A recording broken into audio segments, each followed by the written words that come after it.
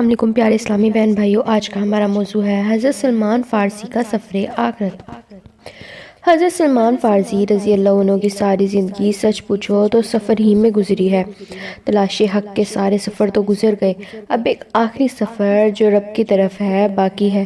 اس میں بھی وہی شان ابدیت کا ظہور ہے۔ روایت ہے کہ سعد بن ابی وقاص رضی اللہ تعالیٰ عنہ آپ کی عیادت کے لیے آئے۔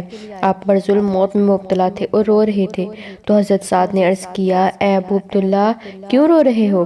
رسول اللہ صلی اللہ علیہ وسلم پردہ فرما گئے اور وہ آپ سے راضی تھے، اپنے دوستوں سے ملاقات کرو گے اور حفظ کوثر پر رسول اللہ صلی اللہ علیہ وسلم سے ملاقات ہوگی، اتنی ساری خوشیاں ملنے والی ہیں، پھر آپ کیوں رو رہے ہیں؟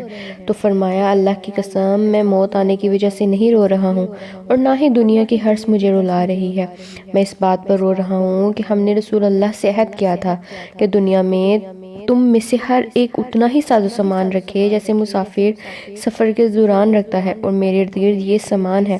حضرت سعد کہتے ہیں، میں نے ارد گرد نظر دوڑائی تو بہت ہی زیادہ ضرورت کا مختصر سا سامان پڑا ہوا نظر آیا، جس کی مجموعی قیمت بمشکل 20 درہم ہوگی، لیکن یہ لوگ اسلام کے بیٹے، قرآن کریم کے تربیت یافتہ اور رسول اکرم صلی اللہ علیہ وسلم کی خدمت اقدس میں حاضری کی دولت سے فیض یاب تھے، اس لیے اس قدر تھوڑے سے مال پر بھی مواخذے کی گرفت سے متفکر تھے۔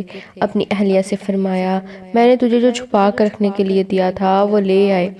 وہ مشک سے بھری ایک چھوٹی سی پوٹلی لے آئی، فرمایا، اب جا کر ایک پیالہ پانی لے کر آؤ۔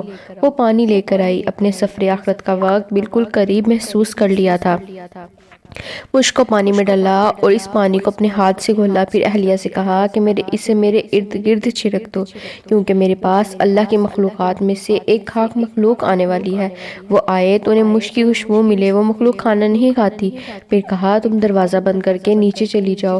ان کی اہلیہ کہتی ہیں کہ میں نے ان کے حکم کی تعمیل کی اور نیچے جا کر بیٹھ گئی، اور کچھ دیر بعد میں نے آہٹ سی محسوس کی تو میں اوپری منزل پر گئی تو دیکھا کہ آپ وفات پا چکے تھے۔ اللہ تعالیٰ کی ہزاروں رحمتیں آپ پر نازل ہوں۔